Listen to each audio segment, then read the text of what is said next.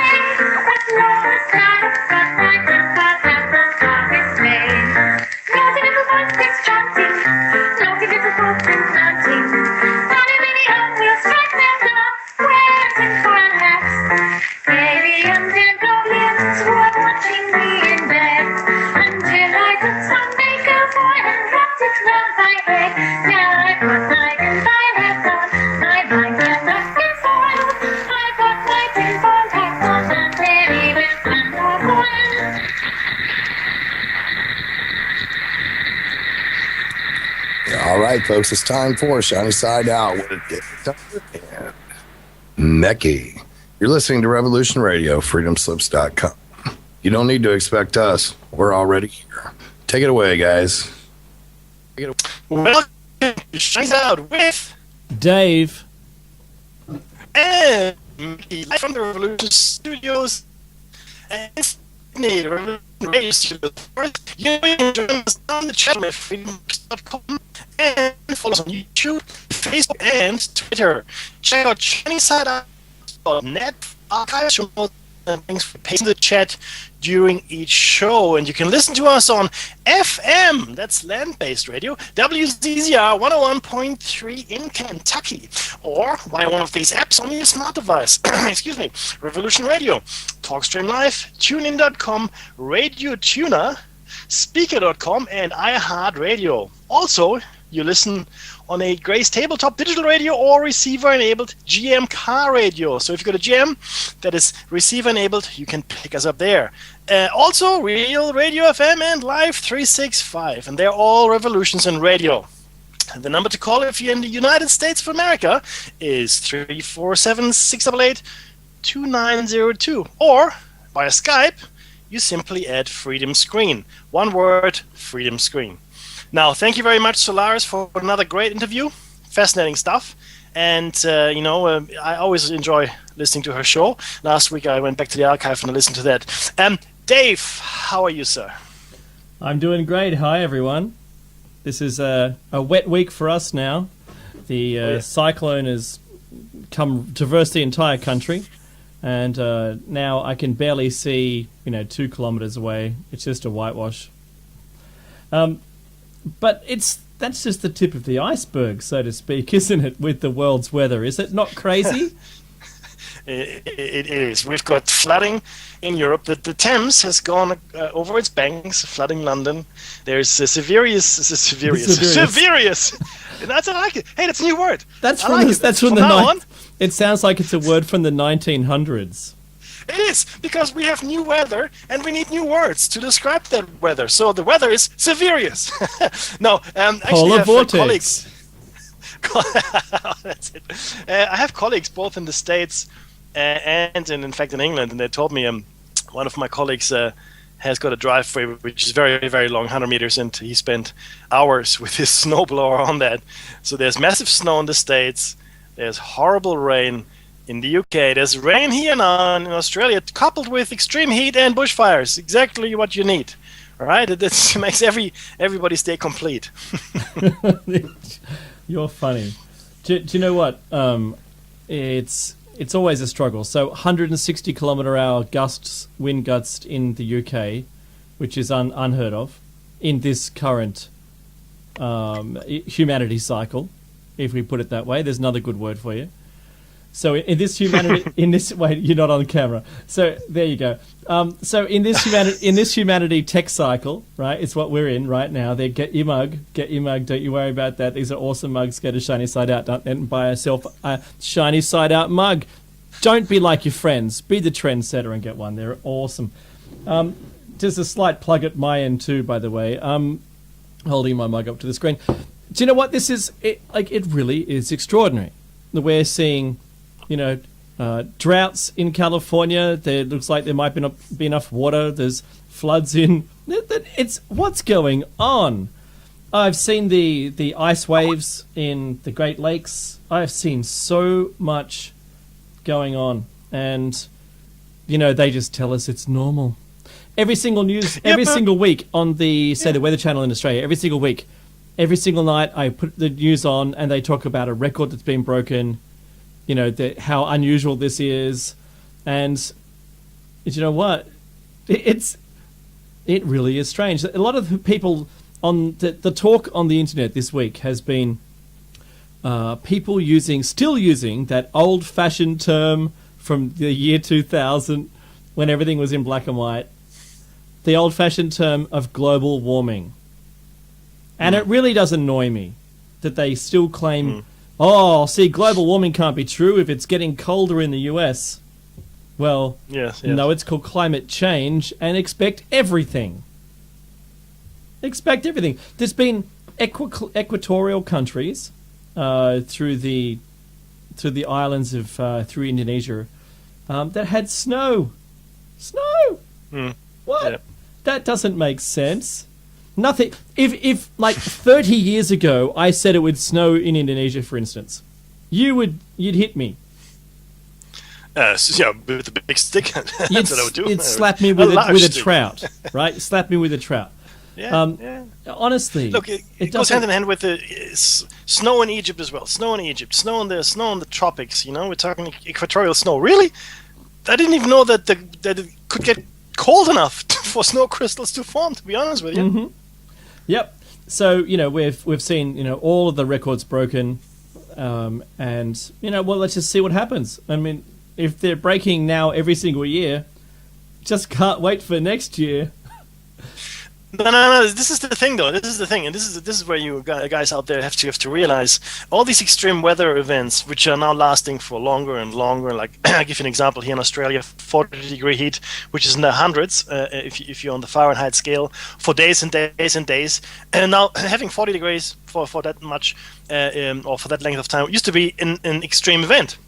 Now, this is actually a new baseline now. I think we spoke about this. Mm-hmm. So these 40-degree plus temperatures for days on end are now the new baseline, right? Same with the extreme cold, if you will, and the blizzards and the snowstorms in the States. That's now the new normal, okay? The new baseline. A new extreme weather event would be if it was minus 60 degrees and hailing, the size of a little baby heads. Hailstones. Yep. That would be an extreme event. Yeah, that's right. So it goes further than that, though, because the implications of this climate change, Dave, and you're correct, the term is climate change, global warming, global cooling. I mean, who cares? It's climate change. For the islands in the South Pacific specifically, they will cease to exist very soon, right? They're close to the ocean line anyway, right? They are, and just a little rise in the sea levels will be sufficient to wipe those nations out. We're talking, places like Kiribati, for example. That's severely, in danger of being extinct very soon. And Australia is now looking at resettling those people. So if it wasn't happening, then people wouldn't do anything about it. But people are doing something. They're not doing something about the climate change. They're doing something about the consequences, right? So that's all real enough. Look to weigh this up, to put some credibility behind climate change, the head of the IMF, the International Monetary Fund, said in words to our new Prime Minister that you better do something about it. This is serious. And that was, and the context was climate change. So just think about that, You know what? On a note, I'm just going to try. We have a guest for tonight, everyone. And I don't want to interrupt the news feed at the beginning of the show, with a whole bunch of back and forward hello. I'm going to try him every once in a while. You might hear the phone ring. Don't be alarmed. Okay? So if he picks up, fantastic. If he doesn't, it's another guest that sadly has fallen asleep and missed their alarm. Ooh, that sounds like the telephone is ringing. Now we let it ring, but let's see. If it goes to message, I'll just abandon it. I've left him a few messages already. Oh, okay. Hi, I'm not in right now, but please leave a message. That's sort of a hint. I think everyone will get the picture about who that is. Let's just hope he does pick up. So yeah. Yeah, look. If it'd be a shame if we couldn't get him, but if we get him, maybe at another time we will record the interview and then play it back for you guys. We wanted to get him live, but well, we'll see. I mean, it's an unfortunate time. We're broadcasting our show in the States. It's early in the morning or really late at night, depending on which way you're looking at it. If you're getting up, it's really early. If you're just getting to bed, it's pretty late. So for all you in night Australia, shifters out there, good for you. That's right. Yeah. Here in Australia, it's 6 p.m. So it's just the start of our evening. So for Dave and I, it's a great time. For our American another new word for our American listenership. we of course apologize for the lateness, but that's where we are. Maybe in the future we'll have different show slots, different time slots. Who knows? I mean, anything is possible. If anybody wants to make us an offer, please go ahead. We'd like to do this show every day if we could. Right? Yeah, completely. Every day would be great. No? Well, yeah. Well, yes. Absolutely. Every day would be great. But the only problem is that would conflict with our current working environment. So. Oh no! We'd have to get paid then. yeah, that's true. Yeah. So look, we're open to it. But anyway, hey Mackie, I have to also say there's been a lot of chat on the net. There's been two major topics that we've seen come through this week. One was the elongated skulls.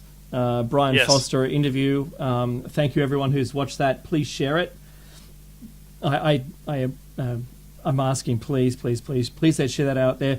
The information coming directly from Brian is a great assistance to all of those people who are trying to naysay it, and I'll tell you that the debunkers are out there. They're in the wild. You know, they ambush people talking in chat rooms about this, and you see them nowhere else. I've done Googling. I've searched for these people elsewhere, and they don't really exist. You know, they got a Facebook page with a couple of photos on it, but they look like, you know, professional debunkers. So I post a video and everyone goes, wow, that's awesome. It's great to hear it straight from Brian. Yep.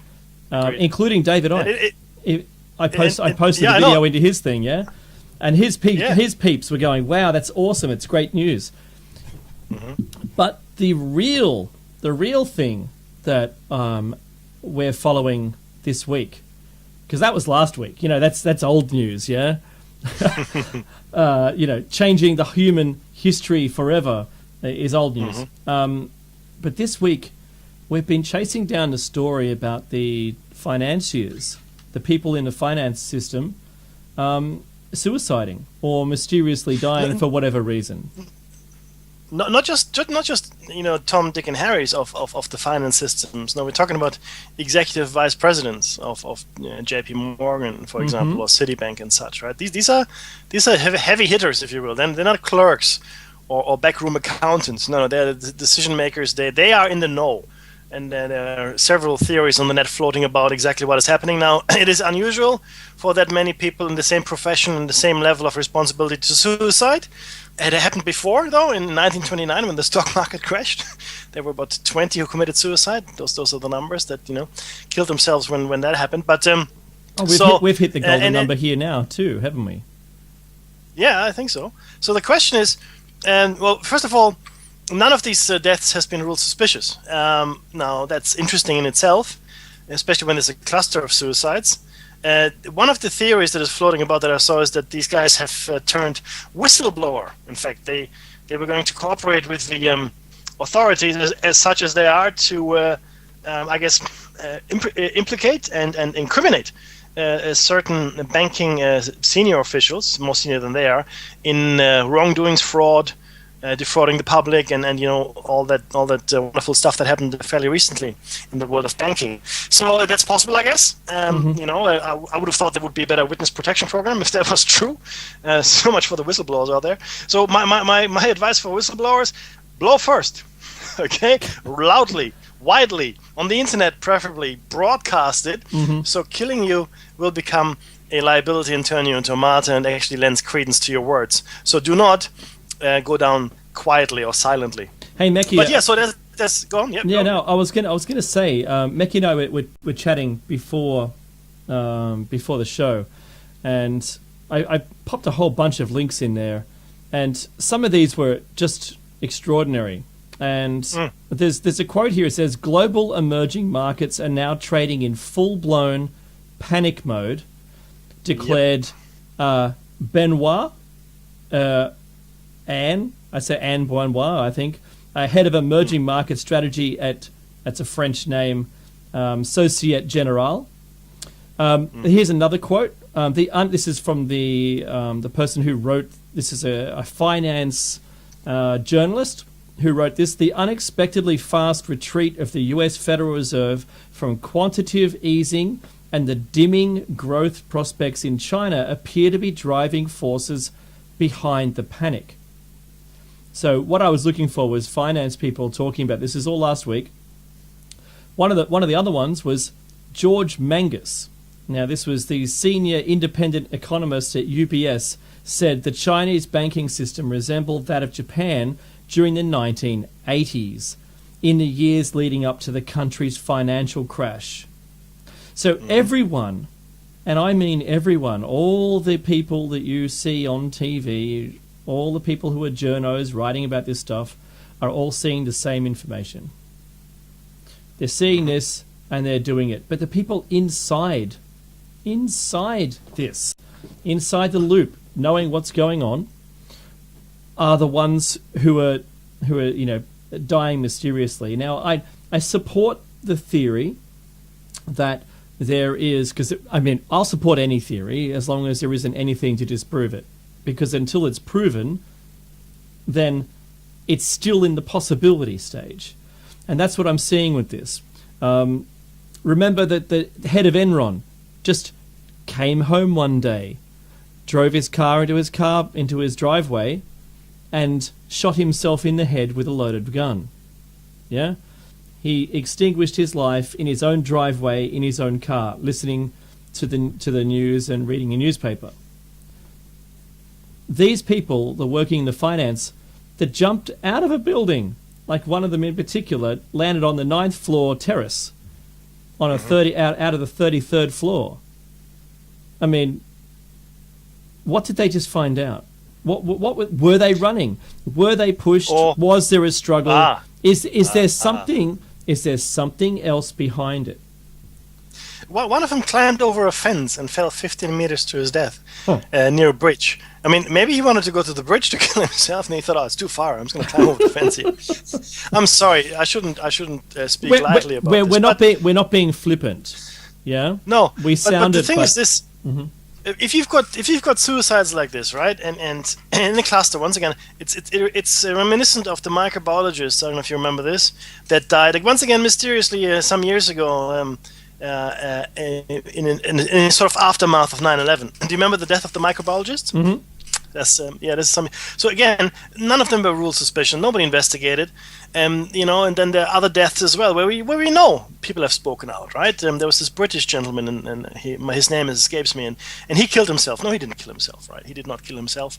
I think that's very, very clear. And he was a whistleblower on the Blair government during the initial Iraq invasion. Now, these 4 bankers, and there will be more, most likely, either they were driven to this. And you're right, Dave. Some horrific news. I mean, I guess if you're used to multi-million-dollar, wealth and $20,000 lunches and whatever, and you see it all crumbling down, I guess you understand why you would choose that way out. Alternatively, maybe they knew too much. Maybe they were going to go rectify things, maybe help right some wrongs that they felt responsible for. I mean, that moral awakening does happen sometimes. Mm-hmm.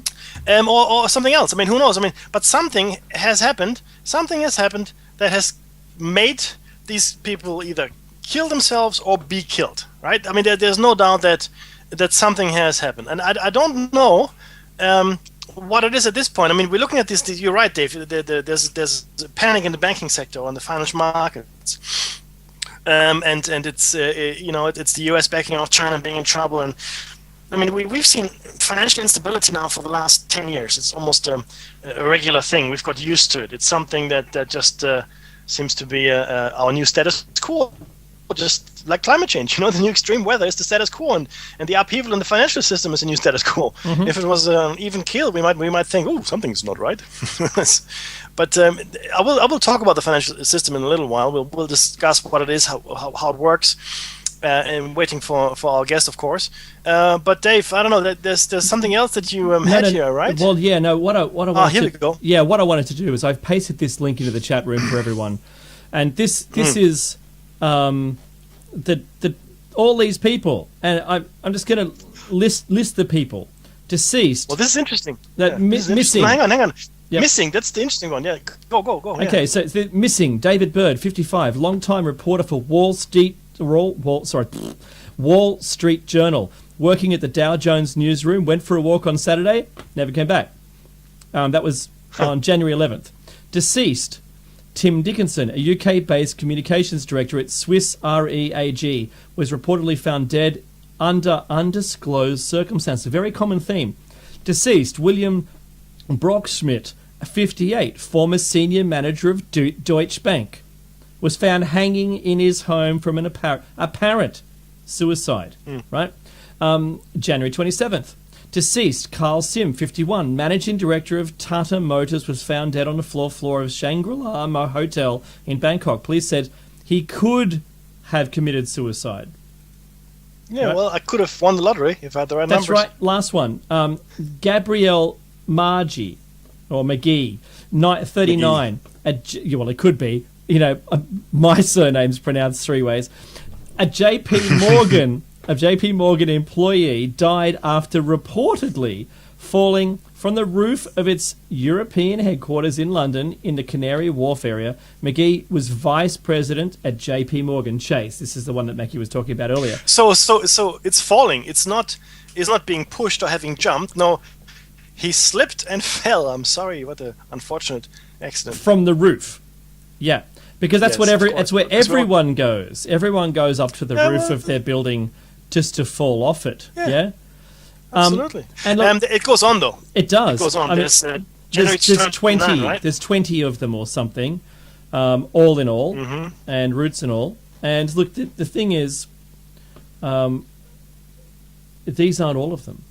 This story came out. I think this was the February the 5th. This was yesterday, but this doesn't count all of them. Now we know that we heard that not that long ago.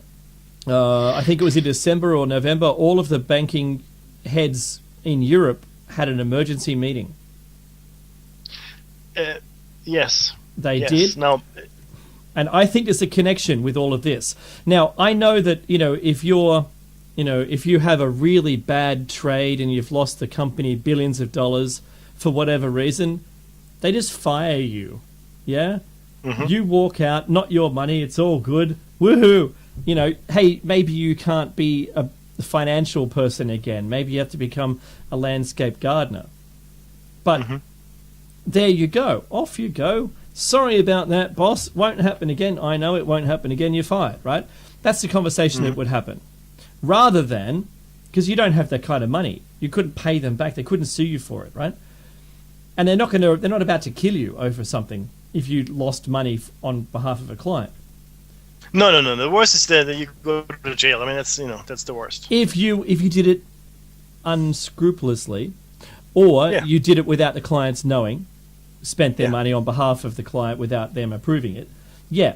But not Yeah. if it just went south. If the investment went south, you don't. And why would you die? Why would you commit suicide? Something's personally connected to these things, and yeah. we thought it was maybe Greece turned upside down and couldn't pay, and the IMF connection with the IMF CDSs, the credit default swaps, the insurance on banking loans. We thought, because we know that the CDS issuing was fraudulent, and that they kept declaring Greece financial even though it got down to 51% or 37% from I can't remember now. and that the board was in fact found guilty of this, and they sacked the board. You look at look at the stories, right? So this is the thing. What is it that's about to happen? Now, our government went to America for like 5 seconds and came back and raised our debt ceiling. And we weren't close to it. And it wasn't likely that we're going to get close to it with their massive selling off. We never had a debt ceiling. That's the thing. We introduced having a debt ceiling. You know, America's got a debt ceiling. Let's also have a debt ceiling. Yeah, okay. I want a jawbreaker. Let's get 2 jawbreakers. Okay, let's do that. So you're right, Dave. Something is fishy. It seemed really strong, and this is so our finance guy comes back. You know, the government finance guy comes back and suddenly raises the debt ceiling, and everyone's asking the question: what did he find out? Like. Why would you do that? Like, it made no sense. There was no financial sense.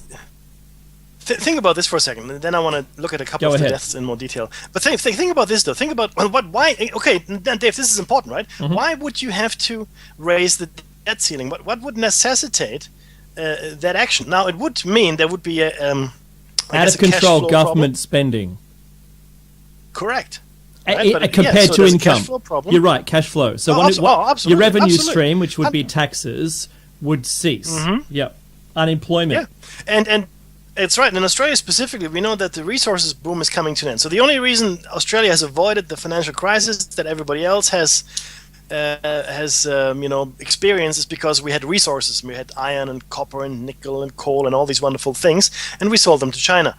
Now, that boom is coming to an end, more or less. Well, but what I'm thinking is going to come to a catastrophic end if China is, in fact, going into default or is going to stop its growth or whatever it might be. Maybe the Chinese banking system is going to go south.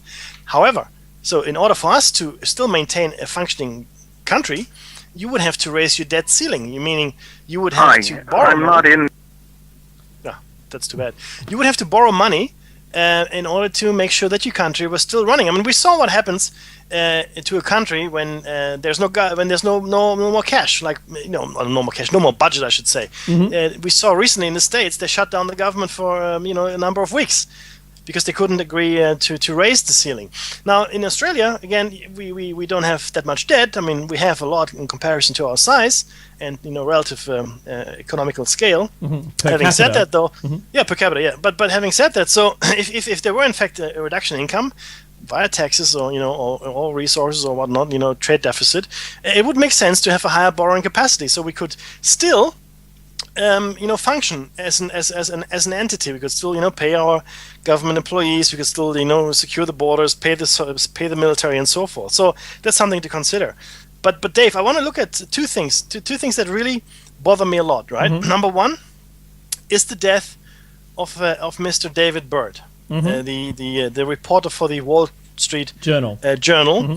And he was working in the Dow Jones newsroom. Okay, now he went for a walk, and then he just disappeared without a trace. Okay, he was specifically reporting on the oil and commodities markets. Okay, which at that time happened to be under the investigation by the U.S. Senate, a permanent subcommittee on investigations for price manipulation. Mm-hmm. Right. So maybe he came across some information that he shouldn't have had. So that's the very first one. That's the first one that is reported here, January 11. He disappears. We don't know if he's dead. Can I add something to that? Yep. Reporters will often meet with a source, a confidential news source, which will break them a story or something, or give them some more details. Maybe they'll hand them some photocopies in an envelope or something at a cafe. You can do that. That's okay. And this seems like normal practice. Yeah. Yep. If there is a whistleblower, for instance, that you might meet with, these are things that are normal practice in newsrooms. Now, if he just seemed to, up from his desk and he said, "Hey guys, I'm just going down for a coffee. I'm going for a walk. It's all good," and then he never returns, that person that might have said to have been, or called him up, or told him, "I've got some awesome information for you," may not have been that person, or may have been the opposite guys. Could have been the FBI, could have been a 3-letter acronym has come and taken him away because they can't let it out. He might be in the desert wandering around, gasping for water. Yeah. In the desert somewhere. Look, is not dead. No, we have no reports of death. Merely his disappearance. Now he's a missing person. The second death, which I would like to file under 14, meaning a death that is highly unlikely to have occurred the way it was reported, is the death of Mr. Richard Telley, the founder and CEO of American Title, a company that was founded in 2001, and they were under investigation by state insurance regulators at the time of his death. And now, the way he died is by self-inflicted wounds. Okay, that's fair enough. Self-inflicted wounds. Okay, apparently he shot himself with a nail gun 7 to 8 times. He shot himself with a nail gun 7 to 8 times. You don't shoot yourself with a nail gun 7 to 8 times if you want to kill yourself. I'm sorry, right? I mean, how can I put this best? There's a scene in Lethal Weapon, where there's a nail gun, there's an attack in Murtaugh's garage, and he defends himself with a nail gun. But if you look at a nail gun and you shot yourself. I mean, I don't know if you guys have used a nail gun. I have, and they come in different sizes. They are usually operated by compressed air. It could be different means as well. But it's a lot of power behind it, right? So and the shockwave or concussion, even as it travels through your body, might even knock you unconscious. But you wouldn't shoot yourself with it 8 times. I think once would be a struggle. Yeah. To do it, and the pain from that one shot on its own may prevent you from pulling the trigger again. Now, if you were using it as a torture device, though, well, that's a different thing. And it was fired into his torso, meaning his upper body, as well as his head. Yeah. So I'm struggling, and again, I'm happy to stand corrected once again. I'm struggling to understand how somebody would, number one, choose to commit suicide this way, and then secondly, stick with it. Okay, so I get it. You choose to commit suicide with a nail gun. It seems like a good idea. Okay, you fire a couple of nails into you. You go, oh, this is maybe not such a good idea. But no, he stuck with it until he was dead. That I find this extremely suspicious. I'm sorry, it just doesn't make any sense. So like Dave said, I mean, this is not the entire list that we have here. More people have died. That's all we can say. Disappeared, maybe, the jury is still out. Having said that, though, I mean, this happened now. It's an evolving story. It's a developing story. And whatever is happening, or whatever these guys knew or didn't know or wanted to reveal or didn't want to reveal, must have been fairly immediate. Must have been happening in the next, I don't know, next days, next weeks, who knows? I mean, it's an immediate story. You wouldn't kill yourself over something that's a couple of years away. Like climate change, it'll change eventually, sure, whatever. But it wouldn't drive you to suicide, would it? Mekki, remember the story that I broke about the coming financial collapse? Where all the companies, the top, like at least the top 30 companies globally had all put money aside and declared they were buying back their shares. Yep. Including Microsoft, who had just bought Nokia, right? They bought Nokia and they ummed and ahed and tried to get a great bargain out of them. And then like 40 times the cost that Nokia was to Microsoft is what they've now set aside to buy back all their shares. We're seeing the continual slumping of all of the markets, and the buyback, I think, is just the regular consumer. I think the companies themselves are offloading their stock slowly, drip, drip, drip, and then slowly buying their stuff back. If you sell it too fast, it goes down. You sell it just at the right speed, you can maintain your worth and your value. And if you do it at the right speed, your buyback will get cheaper and cheaper and cheaper and cheaper. And it eventually doesn't affect you because you're out of the market. Yep. Yeah? You've bought it all back. There's zero risk now. You own it. You're no longer exposed. So there can be no exposure on you from a crash. There can't be a hostile takeover because there aren't enough shares in fluctuation to put you at risk, because you have to own 51% of any given stock. Yep. And you are now master of your own destiny, as it were. And that seems to be very important to these companies, right, Dave? That seems to be a very important thing, to have control over their own destiny. Again, it doesn't speak well, or it doesn't augur well for the stock market. No, and since we've been watching the decline of all the markets in the last 5 days, And who was it? Not Brazil, the other one. Oh, Portugal. Oh, no. Oh, I forget the names now. But a couple of countries have just devalued their dollar, and they've gone under. So in the last 3 days, and I forget, it wasn't advertised in the media for television, like regular media. It was only reported on the internet and the financial circles. So it's been kept quiet, pretty much. And the stock markets have all fallen. I did paste that into your chat a bit earlier on, Mickey. So if you're googling it, you should be able to check it out. I am indeed. Oh, I thought you might be. So look, it's really what we're looking at. We're staring down the barrel of something. I think that's my personal opinion. That these things are starting to add up.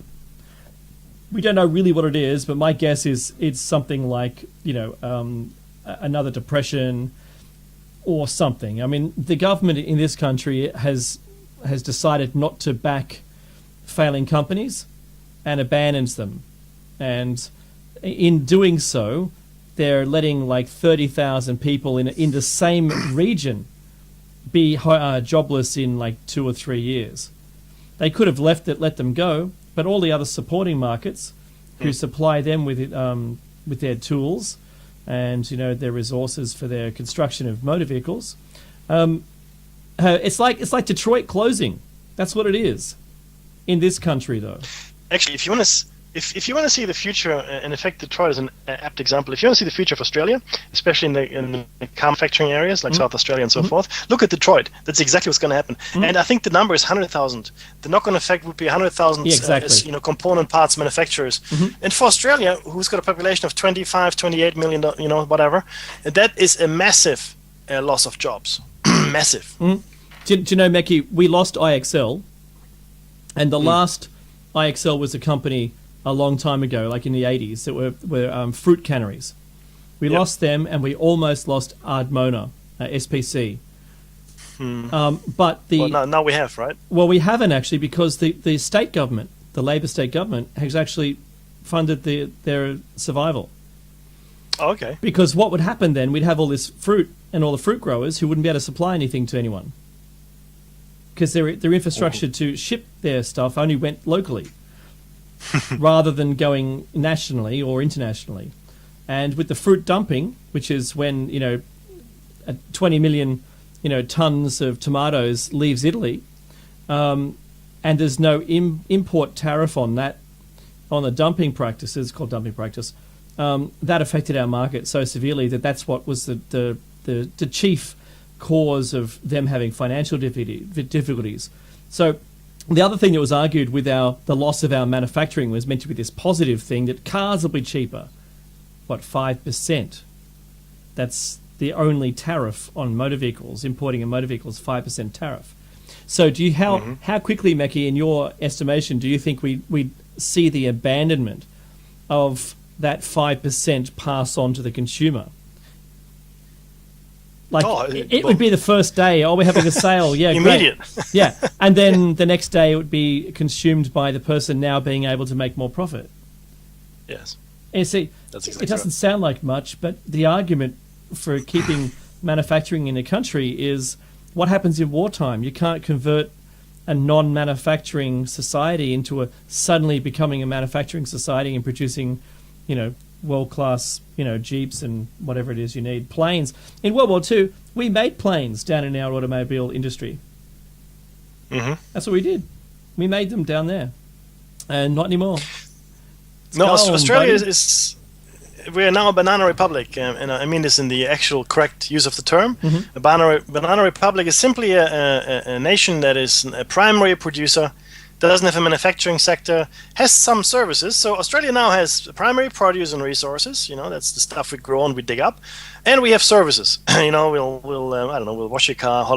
We can visit our restaurants and things like that.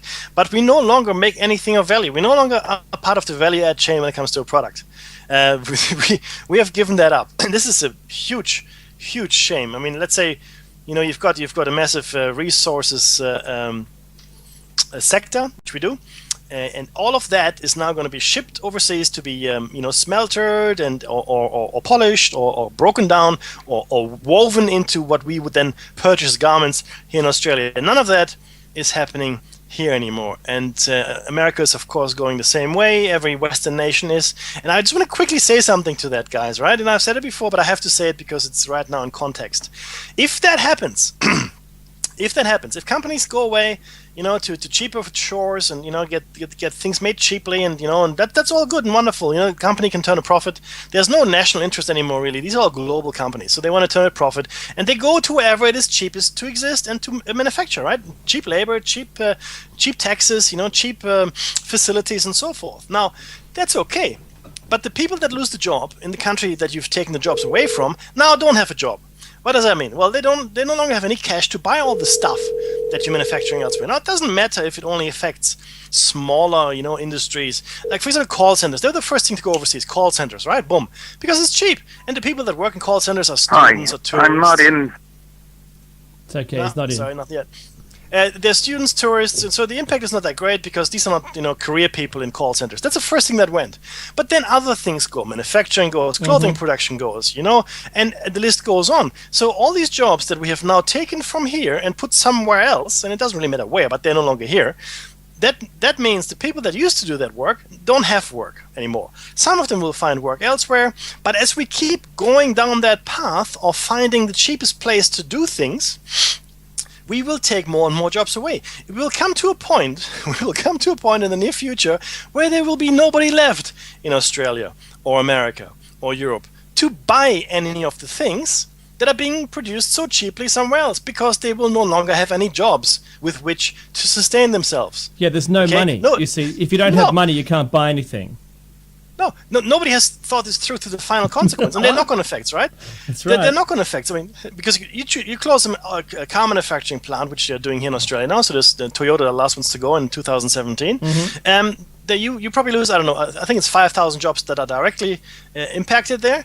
But as I said, the component manufacturers, and this Toyota's the last one, remember, the component manufacturers that make all the parts that go into a Toyota, for example, they are numbering in the tens of thousands, and numbers go as high as 100,000. Now, that's 100,000 people impacted. Now, that might be thousands of families, right? I'm not saying it's 100,000 families, but it's thousands of families. That knocks onto the supermarket. They won't buy the expensive stuff anymore. They won't have wine with dinner. They're not going to go on 2 holidays. They won't even go on 1 holiday anymore. They won't have 2 cars. They might downsize their house. They might have to sell their house and go on rent cheaply somewhere or move in with their mother or whatever. I don't know. The point is, you're taking a lot of economic activity away. Okay, and you're creating an underclass. And that's exactly what's happening in the States. You've created an underclass. There's a lot more homelessness in America. In America, it's actually worse. Once you lose your address, you're pretty much screwed. There's nothing you can do. You've become disenfranchised, right? In Australia, it's not as bad. But we are growing the underclass. We used to have a fairly strong middle class. The labor wars and the union movement of the 19th century, that followed industrialization, that was all important stuff. I mean, it gave rights to the workers, and that grew the middle class. The middle class are the people that are doing stuff, right? That's they're right.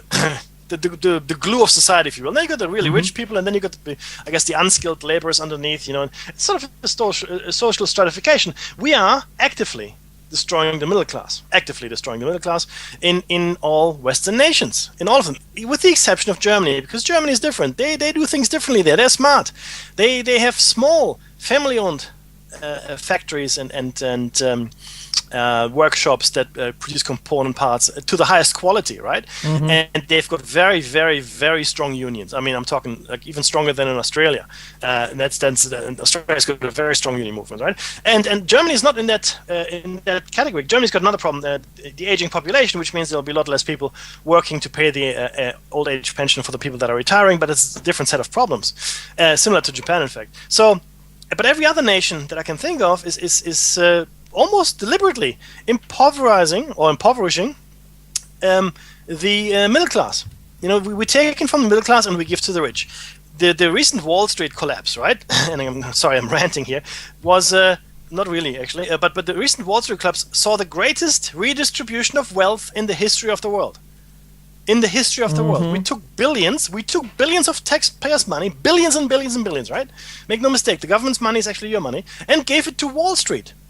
right? So people say you live in a capitalist system, right? No, that's incorrect. We've said it before, and I'm going to say it again.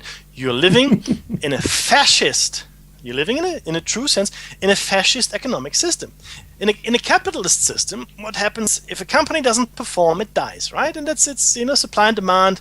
There are competitive forces at work, and not everybody can be successful. That's fair enough, So prices rise and fall, and companies bloom and wither, as it may be. But that's what happens. That's what capitalism is. The survival of the fittest. I guess economic Darwinism in a way. Mm-hmm. That's not what we're seeing here. That's not what we're seeing. Not at all. What we're seeing is state intervention on behalf of the banks, because the banks were too big to fail. That's not at all the truth, but nonetheless, there it is. The banks were too big to fail, so we have to prop them up with your money, Mr. Taxpayer. Thank you very much. That is not capitalism. It is not. It is economic fascism. Okay, it is. Look up what fascism means, and look up the nations like Italy and Spain and Germany that embraced fascism in the 30s and 40s. Mm-hmm. That's exactly what it is. So there's a misconception that people have about what kind of economic system we're all under. It's not capitalism. It's not. I'm sorry. You want to see capitalism? Go to Bangkok, okay, or go to Vietnam. That's capitalism. Mm-hmm. But not what America is doing right now. And you've got a revolving door policy between big business, CEOs, CFOs, managing directors, and Washington, high-powered positions. The most blatant, obviously, was the Bush administration, Bush Jr. That is. Jobs for mates, jobs for the boys. That's right, Dick Cheney. Mm-hmm. CEO of Halliburton. Yay! Recently, there was a Supreme Court judge appointed that had been working as legal counsel for Monsanto, and since he's been appointed to the Supreme Court, he has always ruled in favor of Monsanto. What a surprise! What a surprise! So, guys, disabuse yourself of your illusions. This is the real world you're living in. This is a fact. This is now, and you know what's even funnier? I don't know if you've read the book The Wolf of Wall Street. Do yourself a favor, read it, right? Mm-hmm. But also, I'm halfway through the movie. It's a 3-hour movie. I had no idea. It's unbelievable. It's like, honestly, I had no idea, and I started watching it, and it's full of gratuitous scenes, which even well, they don't offend my sensibilities, but they certainly test them. But the crux of it, the very essence of that movie, while it has nothing to do with the book, is I think a fantastic reflection of how the banking system really works, how Wall Street really works, and what kind of people actually work on Wall Street. And the truth is, this is in the beginning 10 minutes, right? The young protagonist who is portrayed by I'm not in. Oh, that's a shame. By Leonardo DiCaprio, is set down by his mentor in a way, I guess, and says, none of this is real. It's all a show, right? These people, you don't want to make them rich. And Leonardo says, oh, I do want to make them rich. No. You want to get their money into your pocket. Now, these are stockbrokers talking to each other, right? Mm-hmm. Because the thing is, we don't make anything, he says. This is the stockbroker, right? The mentor to Leonardo DiCaprio. We don't make anything. We don't make anything better. We don't produce anything. We move stuff around. It's all a puppet show. None of this is real. And then I go, this is actually the truth. And if you watch the movie, you might laugh at it, but the truth is, none of what happens in Wall Street is real. But people do on Wall Street, I don't know why they get so much respect. I really don't get it. They're moving stock around. Now, if you're a company, and maybe I'll just quickly explain that. If you're a company, you can be privately owned, which is probably where you want to be, or you can be publicly owned, right? If you're publicly owned, it means you've got shares. Now, a share is a part of your company. With any given value. I mean, the more shares you have, the less valuable they are, I guess. But nonetheless, there's the value. And these shares, which represent your company in virtual space, mm-hmm. is what's being traded. Okay, that's they take the shares and sell them and buy them. They can roll them into other financial instruments. They can even take things like debts and so forth, and then package that up and sell it on. But the point is that these shares don't do anything in the company. So if a company builds boats, right? The shares don't make more boats, right? The shares are just pieces of paper mm-hmm. that you buy. So the company then has operating capital. So the company gets cash. They can then use that cash to increase the capacity for building boats or whatever. But the paper itself doesn't do anything. So it sits in your cupboard or not. It's being traded back and forth. And if somebody wanted to manipulate that, right? They let's say you've got a very successful boat building business, right? It's going really well, right? But somebody wants to take you over. So what do? They sell. They buy as much stock of yours that they have. There are two ways of doing this, right? Or they start seeding rumors in the market that makes your stock plummet. So let's say they've got lots of stock. If they have lots of stock and they've got a majority, they can just walk in and kick you out of your own company. So if they got 51%, you're no longer the owner of your company. So that's one way. Second way is, like I said, is you devalue their stock. So you start rumors, or you start panic selling or whatever, and then you buy the stock when it's really cheap. Okay. Either way, what you're trying to do is you're trying to essentially take over the company or destroy it, right? It's called a hostile takeover. So once you've done that, you can actually break the company up. That was very popular during the 80s. And if you've seen the movie Wall Street, you know what I'm talking about.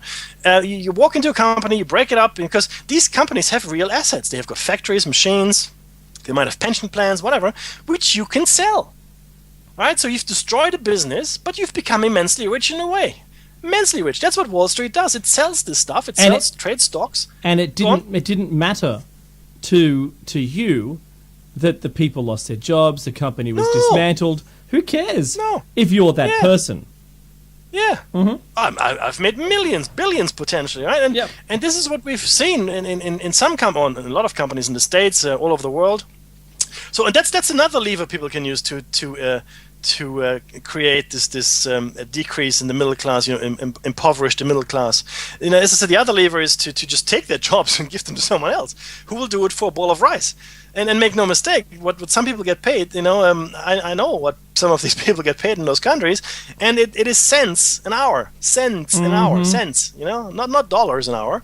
And most of our clothing is manufactured in Bangladesh, believe it or not. There is a town in China which produces 95% of all the buttons in the world. 95% of all the buttons in the world are coming from a town in China. It's true. You can look it up yourself. Car manufacturing, of course, this is gone elsewhere now. Nothing's made here in Australia anymore. Certainly not in the States. It's too expensive. And that's the way it goes with most manufacturing as well. So where will this lead? It will lead to a collapse of the current system, right? And it will no longer be sustainable. So you may very well, or your children at least, might very well grow up in a world where we have bondage again, like a feudal system, where you've got the few rich. Because make no mistake, once again, if the few rich stick together and eliminate everybody who doesn't follow the line, like those bankers may have, right? They might have stepped out of line, and that's why they're no longer with us. They're going to be okay. They're always going to be okay. You and I, we'll try our best, but we may not be okay. And you know what? By the time it happens, it is just what it is. It is just the way of life we are used to. The feudal system in the Middle Ages wasn't something that people thought about, this is not really the way you should live. No, it was just the way they lived. Right? The way we live today, that's just the way we live. That's just we don't think much about our lives, not really, unless we're reflective, and maybe we're Dave and Mackie, then we do that. But our listeners probably do that a lot more than others. But again, our listenership, while it is fairly large, it's certainly not representative of the human race. So you have to ask yourself, what can we do to stop it? Well, not a lot. I mean, you have to live more actively. You should be able to have a skill, so you should skill yourself up and be almost like a handyman, be able to do things for yourself, right? Don't rely on others to do these things for you. Have a profession that actually means something. These days, nobody has a profession. Well, sorry, that's not true. Most people don't have a profession that means anything. We all are just doing, we're just pushing things around on a computer. Like I certainly don't make furniture. Do you, Dave? No, but I'll tell you, best rant ever. Do you know what? We're George Jetsons. We go to work and we push a button. That's it. Yes. If there wasn't an employer, what good is that skill? Is zero. Yeah, pushing that button. That's your job. Or if you're, sadly in middle management, you're just telling other people what to do. There might be something in that. If you're considered by everyone else to be a natural leader, if you're not, you might have a target out on you. Think about that. Yes. If people aspire to be like you and they want you to be the leader, imagine if there wasn't any jobs and this is all you had and you had to build a community again from scratch. This is not my doomsday hat, but, just being realistic, if the stock market crash was to happen, think about what happened in the Depression. People had rabbits. People had guinea pigs. People had chickens at home. They started growing stuff just to get by. My grandmother had stories about them just having dripping, bread and dripping. Dripping was the fat from the roast that you ate once a week. You ate a baked dinner once a week and the fat was scraped up, and that's all you had at another meal for the rest of the week was bread and dripping. Yeah, so think about what you could do to survive better than that. And that was what my grandmother always told me. If it comes around again, you better be prepared for it, whatever it is. Yep. Yeah. In the chat room, they're saying that we have our power here. Our power is consumerism. Insurgent Bene. Massive boycott always works. It used to. It used to certainly changed McDonald's way in a way. I mean, not really, but certainly on the outside. But the problem is this: consumerism is something that we still have. But when you impoverish the middle class, when you make an entire sector of society go away, take away their jobs and their livelihood, they will no longer consume. They can boycott, yeah, sure, but they're not going to consume anyway. So the consumption has moved elsewhere. So the focus is now on countries like India, China, Brazil, right, where we are building a middle class. So this is like a rolling kind of motion that you see here going through the world, right? Who gets to have the middle class this year? Yeah, that's right. So we're shifting it around. It's not like it goes away altogether. Eventually that might happen, but we're shifting it. And funny thing is as well, in India, salaries are becoming too high, and we see the shift there as well. We see jobs shift out of India into Vietnam, China, Philippines, and so forth. Right. So this is not a static system by any means. This is a moving system, and it's moving against us in the West, severely against us. And we've got all the other issues to contend with as well, like the aging population. If you in Japan, Germany, Great Britain, and so forth, and Australia. That's it. Yeah, Australia. That's another trigger, right? It's crazy, guys. We have to be more conscious of this. We no longer have any local loyalties from anyone that makes anything, any company. These are all global companies, and the people that run them, they don't care. They don't give a hoot if you're American or if African or Indian. They're on their 70,000 foot yacht, and sitting pretty in their mansion with 10,000 rooms and 50,000 butlers, and that's all good, right? And that's what right. you need. At a minimum. It's really disturbing. It's disturbing that we're letting this happen. Happen. And I don't know what there is to do. We've done the voting thing. I don't know who voted for the current Prime Minister in this country. Did they make Not me. Yeah, I know, not me either. They said they were going to spend $2.3 or $2.4 million on researching social media for the impression of their governing skills. And I thought, gee, they could pay me $2 million, and I'll tell them exactly how good they are, right? The best. Yeah. No, actually, no. I'd give them the truth and take the money. Thanks so much. But this is how bad they are, is that they become insulated within their own community of yes men. And yeah, is that a great idea? Sure it is. Why not? Let's do it. Oh, that wasn't great. It's money well spent. Money well spent. Yeah, that's right. Of course. They become Mr. Burns from The Simpsons. Yes, with a bunch of yes men around them. And, they become isolated from society. They don't know what's going on. All their memories are of yesteryear and how popular everything was and how easy it was to get along. But we're not living in those years. We're living now. And now it's not a great financial time. And de-skilling the middle class, taking white-collar people down to blue-collar people is not helping our society. Hold on, and we'll be back after this short break. That's right. Don't go away, and donate if you can.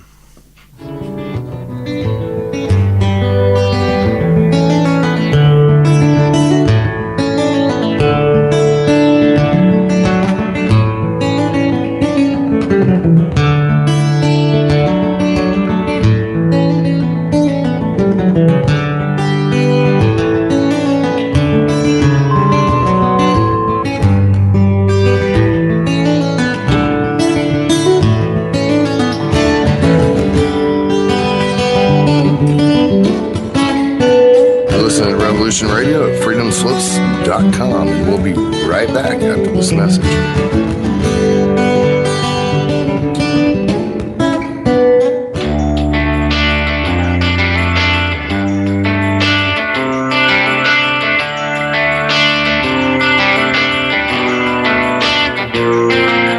This is Thomas, a.k.a. a Mad Painter. I'd like you to join me Monday nights, 10 p.m. Eastern Standard Time for Open Canvas. Don't forget to bring an open mind. Yes, folks, that's right. Bring an open mind to an open canvas. Again, that is Monday nights, 10 p.m. Eastern. UFOs to government corruption. This is Revolution Radio, freedomslips.com. You don't need to expect us. We're already here.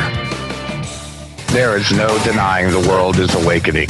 We see it in the global uprisings and demonstrations of the people around the planet and the new way of thinking and living that is arising naturally within each one of us and our communities. I have been a major player in this global shift and movement for over 20 years and have helped tens of thousands of people around the world change their lives and find their voice in order to help create the paradigm change we so desperately need. Join me here at Revolution Radio on the Just Bernard Show every Tuesday at noon Eastern Time for 2 hours of powerful interviews and discussion with some of the most influential visionaries of consciousness, alternative media, and suppressed knowledge. We promise to reveal the real matrix and empower your human experience.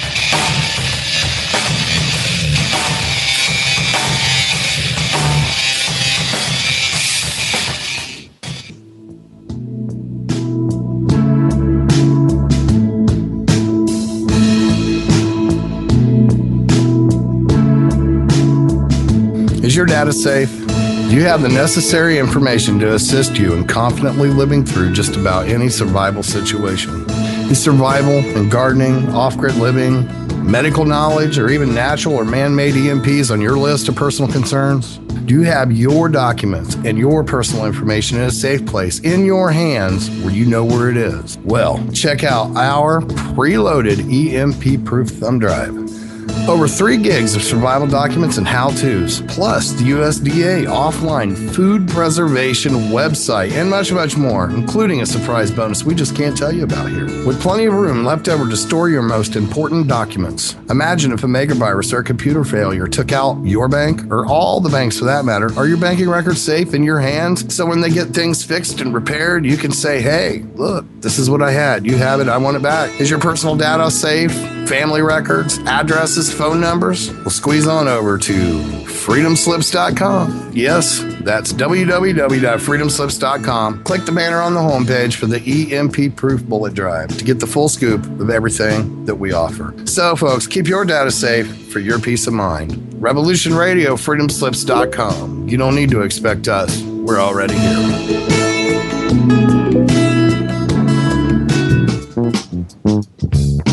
Thank you for tuning in to Revolution Radio at freedomslips.com. If you plan to call in and speak with one of our hosts, please turn down your radio and separate yourself from any background noise and wait for the area code to be called on before you speak. And don't forget, Revolution Radio freedomslips.com is listener supported. So stop by the homepage, freedomslips.com, visit the site support area to help support the host you're listening to's airtime. Thank you. Revolution Radio freedomslips.com, where the truth never sleeps.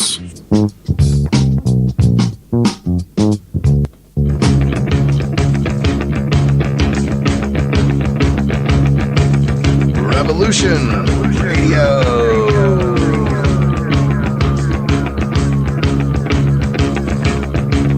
You're listening to Revolution Radio, freedomslips.com, 100% listener-supported radio, and now we return you to your host.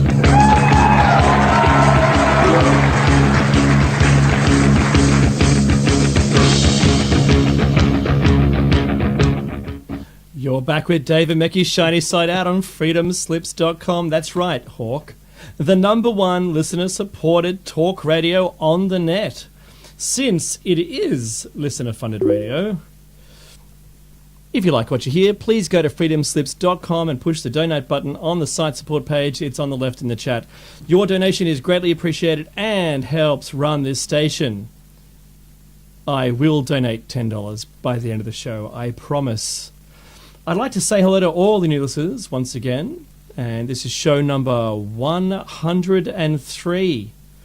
we're glad to have you guys on board. It's always good. Check out shinysideout.net. Also, you can follow us on Facebook, YouTube, and Twitter. All of those platforms. We've also got Google Plus and Blogger as well, but they're basically all inside the website. So go there. And also, look, I ask, please go and email us. Say hello. Jump in the chat room while we're on air. You can chat to us, ask us questions, and especially if we have a guest, there is no hesitation to ask your question to the guest. But if it is a question for the guest or a question for us, to make it easier, because there's so much streaming of text going past in the chat room, please just type it in uppercase. Uppercase helps us read it. Yes. And it does stand out. We are halfway through show number 103, and at the moment... 3 and 100. 3 and 100. We are trying to get hold of our guest for tonight. Like Becky said, you might hear us call him throughout the show today, and, but let's hope he picks up. Because he's the godfather of UFO research. He is. He's like a rock star to us in fame and knowledge. What we're really, really wanting, like I've got maybe 70 questions to ask him, and I'd be surprised if anyone had a question that I hadn't already written down. But you're welcome to. Look, I'm going to try him again, Meki, just while we're chatting, and see if we can pull him on. Maybe his time zone was an hour out or hour different from us. Fingers crossed, yeah? Yeah, absolutely. But, you know what? We've seen a huge spike, Mickey, in our listenership, and also on YouTube video subscribers. Yes, sir. Hi, I'm not in right now, but please... So it's a shame. So yeah, we've seen a huge spike in our subscriptions. Please follow us on YouTube. Honestly, we post news stories on there and during the week, which you may not be privy to. Follow us. We have both a Shiny Side Out group on Facebook and a Shiny Side Out individual identity person on Facebook.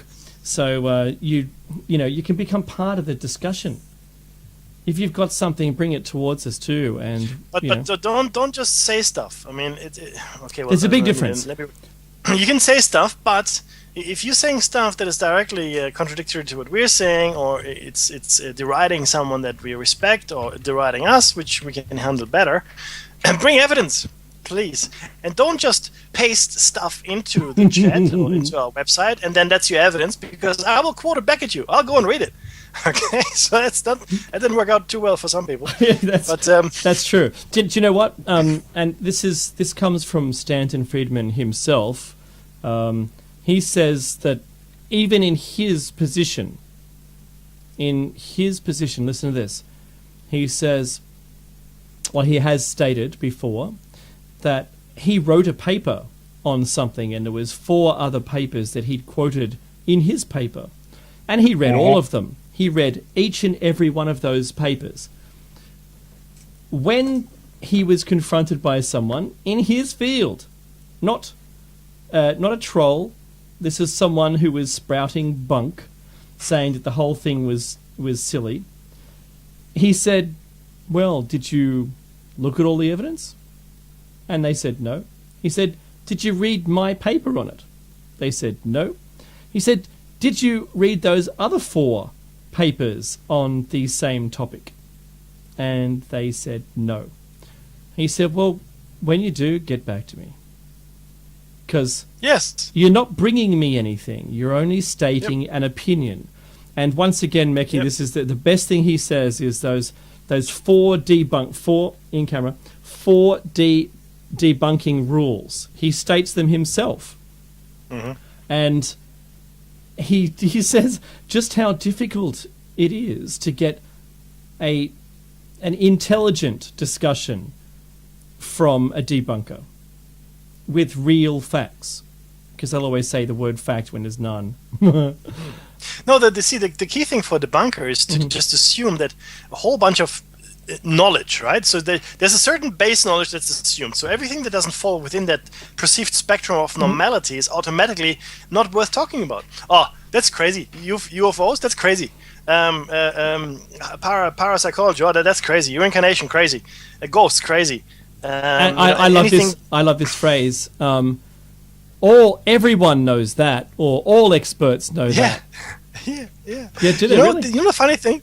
Well, the thing is this, right? The reason that people are experts is because they've studied a certain field, right? And they become experts after 20, 30,000 hours of study. And I respect that. However, everybody else then relies on those experts, right? And I'm not saying that all experts are of the same caliber. I don't think they are. And I think there are other factors that come into this as well. But, most of the things we take for granted, most of the things we think have been proven as facts are in fact not, right? Whenever something is called a theory of something, not rather than a fact of something. Yeah, that's right. This is the fact of evolution. This is the fact of gravity, right? This is the fact of electromagnetism. No, it's the theory of evolution. It's the theory of electromagnetism. It's the theory of gravity. We've got a fairly good understanding of these things, right? We put a lot of manpower, woman power, people power into it to study it.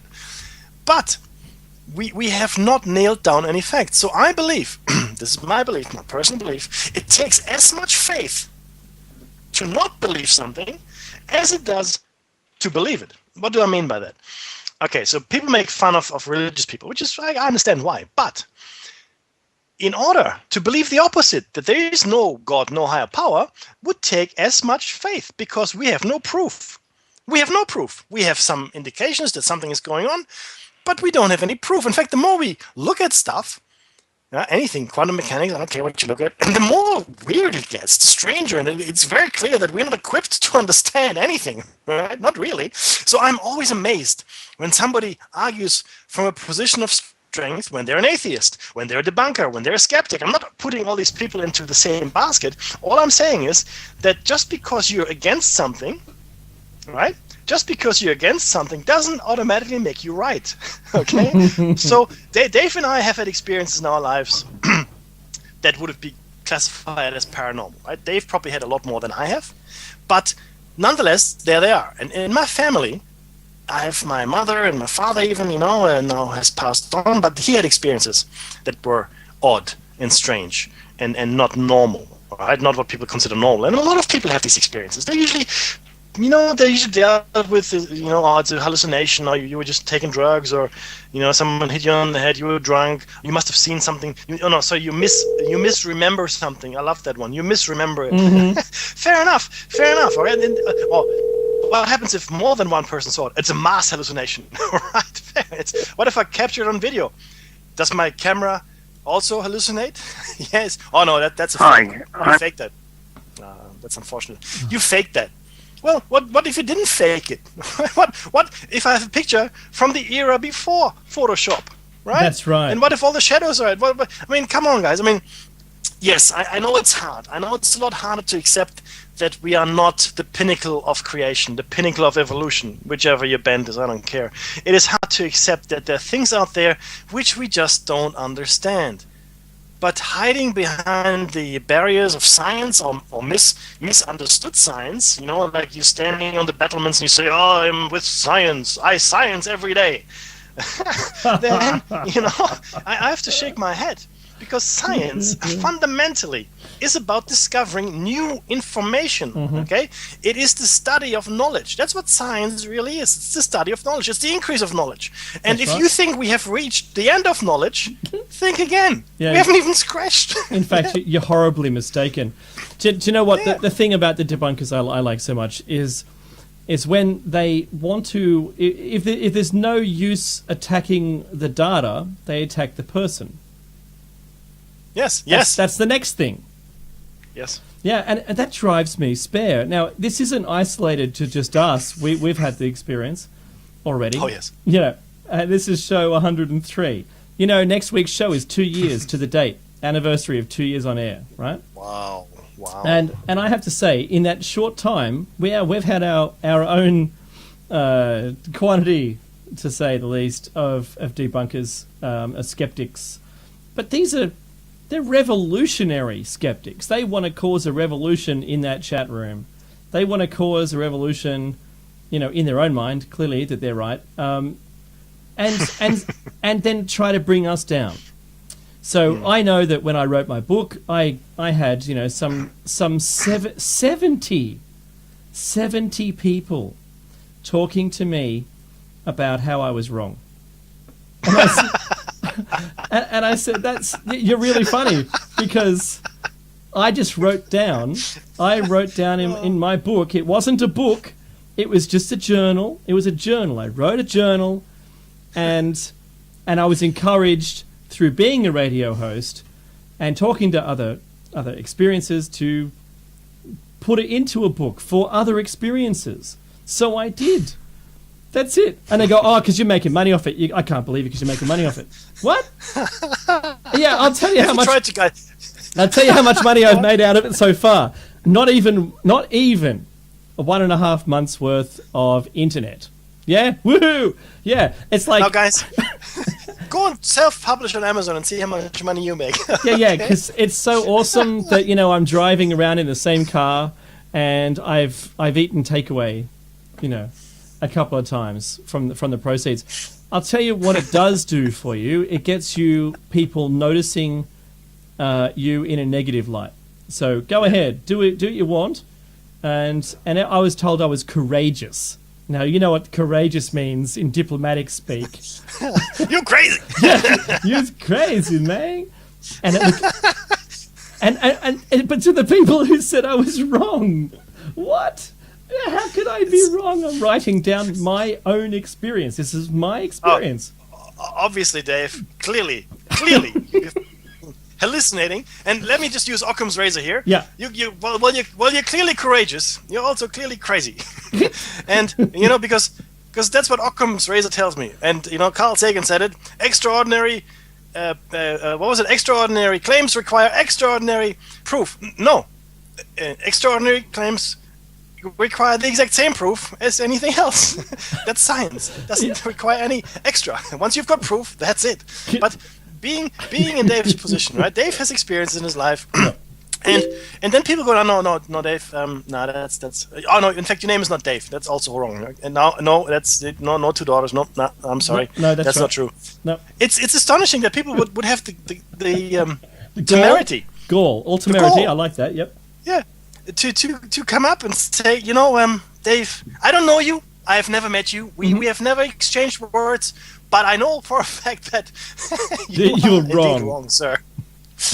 I know. Hilarious. And we've said this before. Even if out of the millions now of reported cases, and I'm not just talking about unidentified flying objects. I'm not talking about unidentified submerged objects. I'm not talking about visitations. I'm talking about the whole spectrum of paranormal events. And again, maybe a misnomer. If only one were true. One. Then that's enough.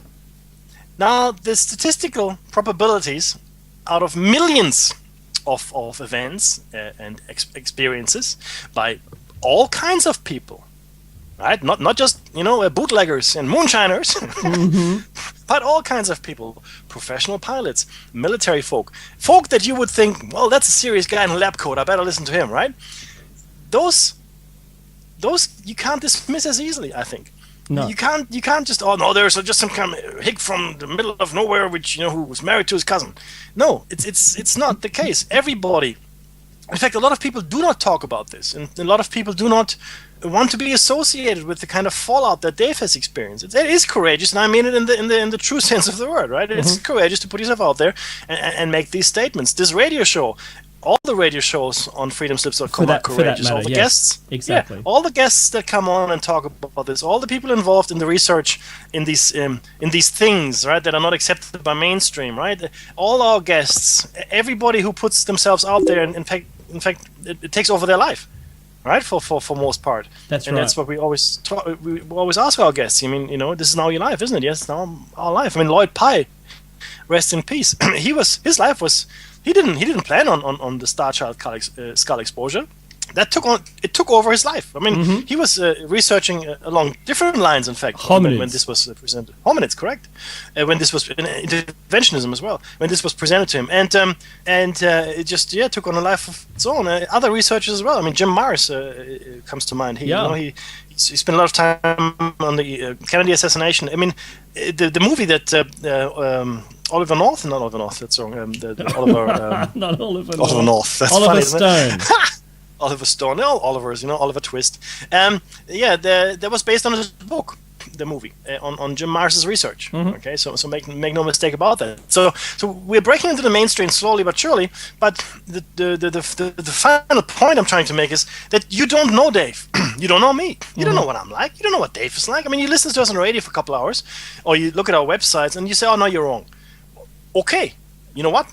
Tell me why we are wrong. I have no problem. Like last week. I always learn something new with the counting system 60.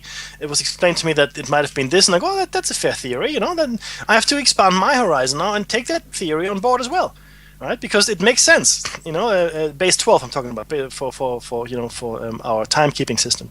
But the point is that you must present the evidence. You cannot just expect people to go, oh well, you're obviously wrong.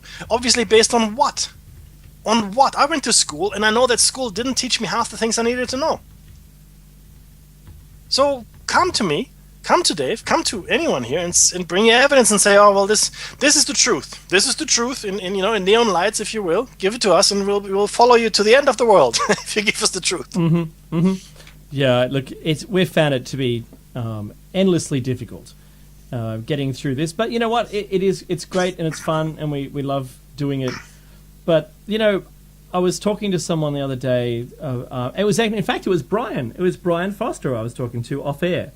Not confidential information I can bring to you, but we were talking about pyramids, and he said, that the stone masonry found here and there, and they're so identical, and it was awesome discussion we were having. Yeah. Because I got him, Brian's fantastic. If you ever get a chance to meet him, if you go down at the hidden Inca tours and you get down to Peru, please do it. The guy's fantastic, and he's a charming guy. He knows a lot about what he's been doing, and he's been researching a long time. And I told him about what looks like was uncovered just west of where I am, that pyramid that was found in exactly the same form as the step pyramids in South America. Meki, remember? He's nodding. Yep. Yep. And then the Gympie pyramid, the pyramid that was dismantled by the locals. And then we talked a little bit about, and another one of my friends, we were talking about the possibility that the hieroglyphs down here near where I live once again, talk of the two brothers and how one was bitten by a snake, very likely, and ended up dying, and the others lived with the Aboriginals. And their definition of the word sun is Ra. These things carry weight. And once again, Meki, there's an invitation for us to go to the hieroglyphs, which I want to call you up on as soon as we can book it, because look, this stuff. My friend from Europe, who's a professional student, a fantastic lady. She said that Egyptians weren't terribly seafaring. Yeah, they were coastal, but they weren't ocean. They didn't cross oceans to get places. Well, that could be right. Yeah, historically it seems correct. But when you talk about the Phoenicians, they were fantastic. And being able to navigate themselves across oceans, and they got everywhere. And the Vikings, and think about the amount of people that were trading with the north of Australia. You think about those people. Now you could hitch a ride in one of these boats if you were wanting to discover something. They didn't say they came here in a papyrus raft, under sail.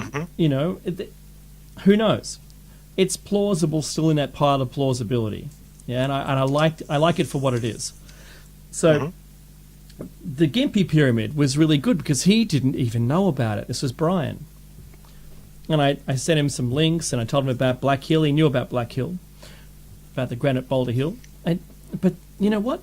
The world's full of mysteries.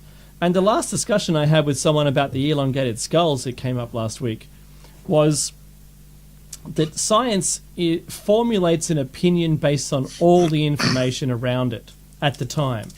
But when new information comes to light, you have to reformulate your theory again. Like it's That's right. constantly modifying your theory to keep up with it. What was this thing this week, Becky? We were about a year old on it, which is the primer fields. The primer fields, the bowl-shaped fields of magnetism, which exhibit exactly the same traits as what galaxies do, and what oh, my poor brain. Why can't I think of it? Anyway, I don't know. so all of the things that spin at high rates and flash like lighthouses in space, the formulation of galaxies and how they eject matter, how supernovae work, all of these things, and even down to the subatomic level, the primer fields work really well in being able to congregate, the word I'm looking for. They can apply themselves into a particular or regular self-organizing. Thank you. So self-organizing material, which is non-magnetic.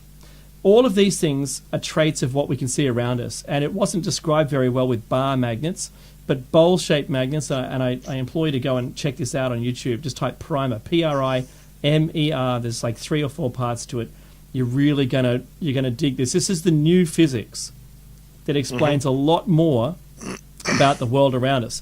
And this is one of those things that comes up which causes everyone to have to change their theories. Yeah, the primer fields also, if you don't know about it, extinguish dark matter, dark energy, and dark forces, which were all supposed ways of fixing the faults in the previous way of thinking. Like Einstein's constant. He had to make a constant to fix his equation, but in fact the equations was right without it. But it racked him. He was incapable of thinking of anything else while he was trying to work this out. And he just made a constant because it was always the same error. But that's actually the error was the answer.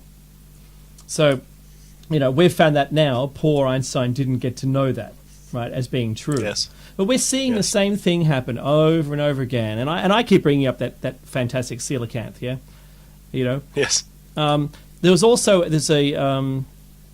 There is a canyon in the US which was created. It's like the Grand Canyon, not quite as grand, maybe only great, right? or wonderful, not quite grand, but it was in fact created, and they speculate today, like 20 years ago, it took millions of years for it to be created. No, 48 hours. The canyon that's like 1,000 feet deep was dug out within 48 hours, is now what the current theory is on it. And because they've proved, because the eddies in the walls and stuff, and these circular areas, which from a satellite looking down, you can plot it with hydrodynamics. It seems to make sense. But it was the breakdown of an ice wall which ejected from like around the Great Lakes, all of this huge ice sheet that had already melted, but it was held together just at the last minute by this ice wall. And that sudden release of 2,000 square miles of water, which flooded out of the country at that point, gouged this huge thing. And I dare say the same thing happened in the Grand Canyon, to be honest. Yeah, because there's not evidence of a slow erosion of soil, because there's no water. It has very little rainfall. Yeah, there's a river down at the bottom, but that river's never going to flow enough for that to have gouged that out over that time. And the collapsing walls, you can date it back to when they weren't collapsed. Yeah, so the same as the whole desert area around Santa Fe, with the pinnacles up on the rock on top, and the rainfall looks like it's eroded of it. There's no rainfall there now. So at one point that was a flowing water, and they're all shaped like they were columns in a moving waterway. I love the fact that that's what it is, and that's. But it's only the evidence. that has yet to come forward, like the one that they said was cut in 48 hours, because we've found the evidence, finally.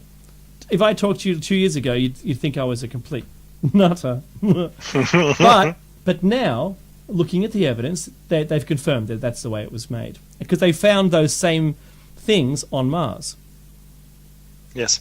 So see, the thing is this: we've when it comes to things like measuring time and measuring effect on physical structures, we think that we know the answers. We've spent a lot of time with you guys on dating methodologies, not dating people, but carbon dating and absolute versus relative dating, and other things as well. And most of the things that are required are a steady state kind of environment, right? And we know that's not true for the world. The world has never really been in a steady state environment. And now Dave has just presented to you evidence for massive Earth changes, as it were, for this particular case, right? That can occur very, very quickly. Very quickly indeed. And we no longer need to wait for eons, for the rock to be, taken away and for continents to disappear. Why is it so hard to believe that changes can happen at a catastrophic pace? Because we know, looking at the world's history, that these catastrophes have happened. It is because we are afraid. Psychologically, we are damaged, right? We can't imagine our life changing. But guess what? Our life right now is an anomaly. Because we're not undergoing drastic or catastrophic change, whereas our ancestors probably did, very frequently, in fact. We are living in a time that is artificially stable. And as soon as something hits us, I'm telling you, it's going to be bad because we are psychologically not prepared for it. And even though Dave has just outlined what he has outlined, I bet there are still people out there that will go, nah, I'm sorry, that's clearly, clearly that can't be the case. Okay, clearly you are wrong, Dave. Okay, you're clearly wrong. That's going to bite me, that one. So it's really interesting that the mindset that people have. Again, you have to embrace change. We do. It just so happens that our hypothesis is virtually all embracing. It leaves a lot of room for other things to be incorporated. Now, the thing is this. I'm not saying it's true or the truth, but it seems to fit most of the facts as we know them, both accepted science and the paranormal stuff we like to talk about. Seem to fit very well within our hypothesis.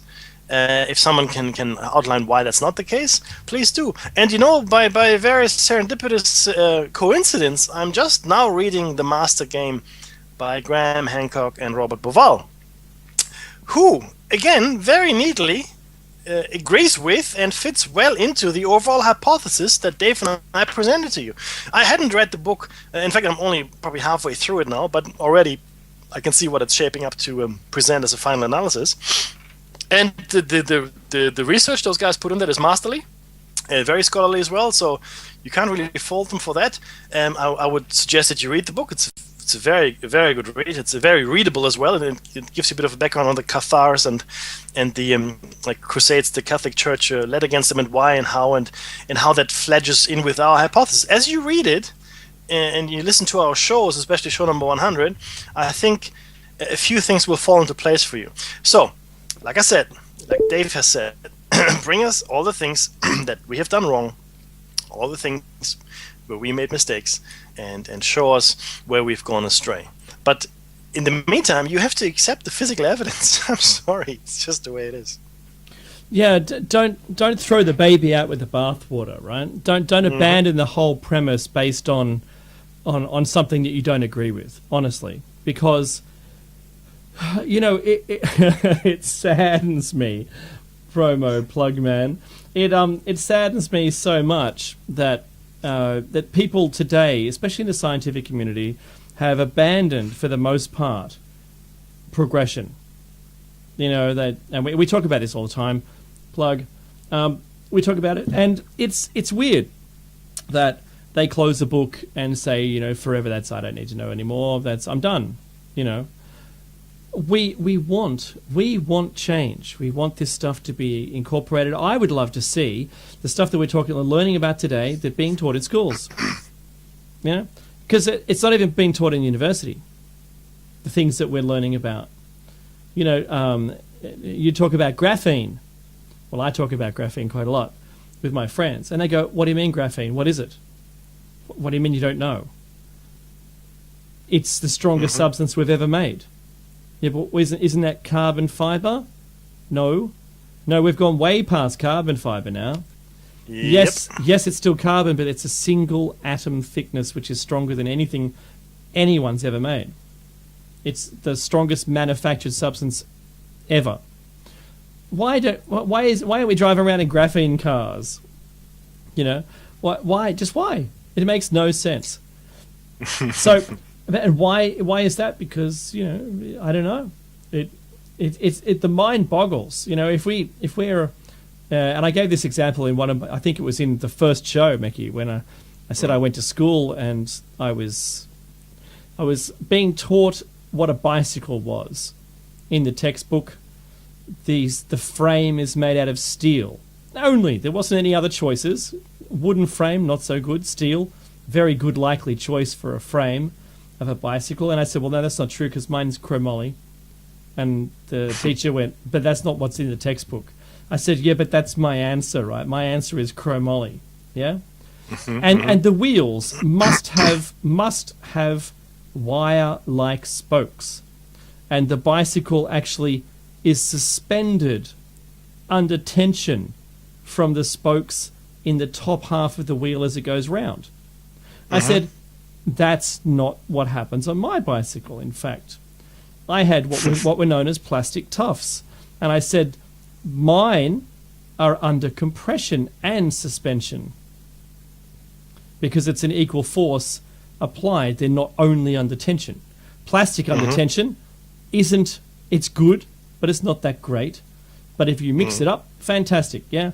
And I mentioned all these different things about the bicycle, and it just went nowhere. Honestly, it went nowhere. And I said, look, I'll bring my bicycle in and we can have this is an engineering class. Engineering. How do you determine the right material for the right job? By its strength, by its shear, and by its load and compression rates. Yeah?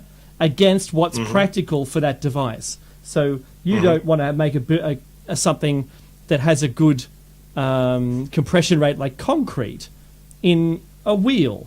That would be ridiculous. Yeah, yeah. You don't want that in your those concrete bikes. Oh, yeah. You know, yeah. If you're living in Russia, maybe.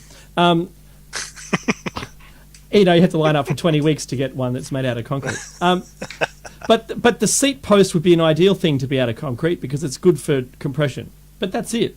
Yes, but that's not what we made our bikes out of, you know. And I tried to tell my boss and my teacher, and it's like, no, you can't do that. This is what the textbook is. That's what the answer is going to be. And if you don't write those answers down, you'll fail. See, this is exactly right. Now, there are two things, Dave, that I would like to add to your elucidations. Number one, these people learn something, and you said something. You mentioned the word job. They actually have a job. Right? I want to go and get a job and just do that job for the rest of my life and not think about anything else. If you come and burden me with your superior knowledge of something, right? Which our guest, in fact, our hopeful guest, or hopefully next time is going to be our guest, he did in fact the same thing to a school teacher of his as well. But so if you do that, you're actually making my life a lot harder. No, it's in the textbook. In fact, I'm following the curriculum. I'm not deviating from the curriculum, and that's what it is. And if you come up with other stuff, then obviously I'm going to expel you, or you're going to be some kind of a crazy hippie. So that's the first thing, because people like to take the path of least resistance, right? Through life in anything. And if you make things hard for people, you challenge their position. That's not the path of least resistance for them, okay? And you become extremely unliked, okay? And then usually they burn you at the stake if you're really unlucky. Now, secondly, though, we know. You asked why we don't have graphene or graphite cars or graphene cars, Yep. or in fact nanotubes. Why don't we use more nanotubes? You know, why don't we have light switches? Why don't we have any of that? Well, because people think, and this is another misconception. People think that we are getting better every day. People think we are improving. People think we are on a linear, progressive curve upwards.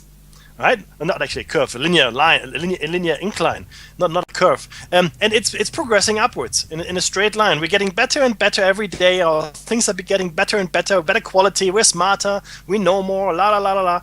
Not true. Not true. We are in fact getting worse. We know a lot more as a race, but a lot less of that knowledge is shared by many. Okay, so what I mean by that is there's a lot more knowledge, yes, but a lot less people that know it. Okay, number two, we don't produce things that are good anymore. We produce things that are good enough. They last 3 years, they last 5 years, they last a year. We now have throwaway mobile phones. I remember when I first got a mobile phone years ago, and I go, "Oh, mobile phone! I have that for the rest of my life." Yeah, right. You will. I keep talking about my grandfather. He had a bike. He had all his life. He had all his life. He had a bike. He bought. He was of the opinion you buy something, and he thought it should last you. He thought it should be good quality, and it should be something that you might even pass on to your children. If you buy something like that, I'll give you a simple example. It'll cost you an arm and a leg. You can buy a cast iron pot, French made, right? I won't give you the brand, and that'll be a family heirloom, all right? And that'll cost you $500. $500 Crazy. for a 23-inch cast iron pot, enamel and all that, right? That's how much it'll cost you. But that's that right. pot you can give to your grandchildren. If you buy anything else, our economic system is not interested in providing you with something that will last. Why? That means you won't buy anything new in the foreseeable future. That's not good. I will give you something that is good enough for now. I'll still charge you, handsomely for it, but it'll fall apart. It'll break. And if it doesn't, I create something called fashion or style. I'll make sure. Are you going to get me started, Mekki? Go ahead, please. I'm going to say it. I'm going to say it right here, right now on live radio. I'm going to say it, okay? The fashion industry has been created as a just-in-time production system. Just-in-time production system means that they only produce the season that's upcoming and current, and then they swap to the next season, and that's it. The clothes themselves are called quick clothes. They're not designed for longevity. You can't repair them. The seams have no extra material, and you think that might be for cost-cutting purposes. Yeah, you can say that. But the materials actually perish. There's no clothes that are made today that you can hand down to your children in 30 years' time, having them in the wardrobe, thinking, that's going to be great for a dress-up one day, right? That does not exist. In fact, it will become so unfashionable in 6 months' time that you won't wear it again. That's called fast clothes. We have fast food, fast clothes. There's a slow food movement with a slow clothes movement. And this same thing, Henry Ford, as much as he is spinning around in his grave right now because we're talking against the thing that he created, which was the expectation that we're going to have to buy and renew something over again. Plastic came and went. Plastic is not the be-all and end-all of being able to produce something that has longevity. You are so right. I like to go to the Fates or the car boot sales for our US audience, car boot sales, and buy stuff that's antique now. It's older than 25 years old, but it wasn't made with plastic. These are cast iron, usually tools and things I love to buy. Do you know what? They're still good. My drill that I bought, a fantastic drill, I won't say the maker unless they decide to pay me for it. And I'm open to that, by the way. I'm going to make money somehow, and I want to do this for a living, right? Right? But I will tell you the brand. I actually love the thing, and I'm not going to tell you the brand intentionally. But that tool will not be as good as it is today in 25 years' time. It just won't be. And this is the thing. You know, you go to our prominent shop for, housing goods and homewares and things, and I just walk down the aisle and I stare at this stuff and I say, you know what? No, that's not going to work. That's still not going to last. All the things there are, it's only for a quick society. It's for a quick sale. But you know what? There's 7 billion people on the planet, right? You're not going to you won't sell 7 billion of that iron or that, sandwich toaster or whatever it is. You won't sell 7 billion of them, even though it's cheap and it's quick, and I could buy another one if it breaks. One of my friends said to me, he said, look, just go and buy the cheap one. I said, why is that? He goes, oh, it'll only do it, it'll say only drill something like 10 times and it'll break. Yeah, it doesn't matter, but it's so cheap, you can just go buy another one. But I don't want to buy another one. That's time out of my life I'll never get back. Yep. I'm like your grandfather, yeah? I'm that guy who says, you know what? No, buy something to last, spend the money, buy a nice thing and make it last because that's the thing that's going to be around. Yes. And you're supporting the companies that make the slow food, the slow products, the slow fashion. Yes. And you know what? They're not usually multinationals. No, they're not. You're right. They're absolutely family-driven businesses. Mm-hmm. And this is the magic. 100%. This is the magic. I'm bringing it right back around for almost our end of the show sum up, right? And I think that the only way we can change... We always talk about you can vote with your feet, right? Which means that you don't, tie your hands behind your back and sign a piece of paper with your toes. Voting with your feet means that you choose. You choose to go to the other shop. You choose to go and buy that other item. Do it for your own good, because if you stop supporting those companies that are making this fast fashion, this fast food, whatever it is, that they'll just keep. If you don't support them, they won't make money and they'll start to redesign themselves. We saw that with McDonald's. Right. The movie that came out that was Super Size Me was debilitating to their business. That the head of the food product designer head in Australia, he died shortly after the movie was put out, and he saw his products slumping and realized himself, I'm presuming that he realized this, because they went on a not just a marketing extent, but they redesigned their products in store. The in-store products are now, they've still got some of the classics, but they went for a whole new line, and here they've got to have the kilojoule rating and everything like that. And they did that intentionally, not from just a marketing ploy, but because this guy was ahead, and he got truly deeply troubled by the fact that you can't live on his non-food. It's not food. It isn't. Yeah, and I think these things, it's troubling times when, I think, was it Idiocracy? When the lady tries to buy the food and it declines and then still buys her some more, then tells her she can't feed her kids, Hilarious. Insane. But this is the times we're living in, and if we don't vote for it with our feet, choosing the other product, we're going to end up in the Idiocracy movie. We'll all suddenly arrive at this place where I think it was Costco is 20 acres big, and there's a university in there, and we're our crops are failing because we're trying to pour electrolytes on them from Bromo, the product. You mean like in a toilet? Water? Like in a toilet? Oh, but it doesn't have electrolytes. So, I mean, that's the natural trend. And I think that movie has so many good insights in it. Oh, yeah. Yeah, like if you're trending where we're going right now, we're heading down that path. Let's stop that. Let's change our direction. So yeah, I think for most people it's too late, Dave. I'm with you. We should, but sorry, keep going. But I think it's late. Wow, really? I do. But you know what? I'm sorry. You can still yell out, Captain, Iceberg. You know what I mean? You can still do that job. You can still look out the front window of your automobile and say, and plant your foot on your side of the car where there isn't a brake pedal. You can still do that. You realize it. You can make your changes. Whether or not the driver or the person in control of the vehicle or the person who has a credit card in your family, don't use a credit card. The people who don't live your life in credit, right? Bad.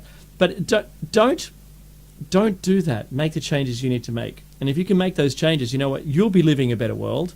You know, there might be a day, you know, like smoking was fantastic for you and healthy, and it was healthy for your T-zone, right? That was the marketing tool that they used back in the 40s. When you look at that advertising, surely they knew something was bad with their product, but they ignored it. Maybe we're seeing the same thing, and there was a couple of stories out about sugar being bad for you, and the guy who'd claimed that it was bad for you in the 80s was shunned and pushed out of his research because he found it was bad for you.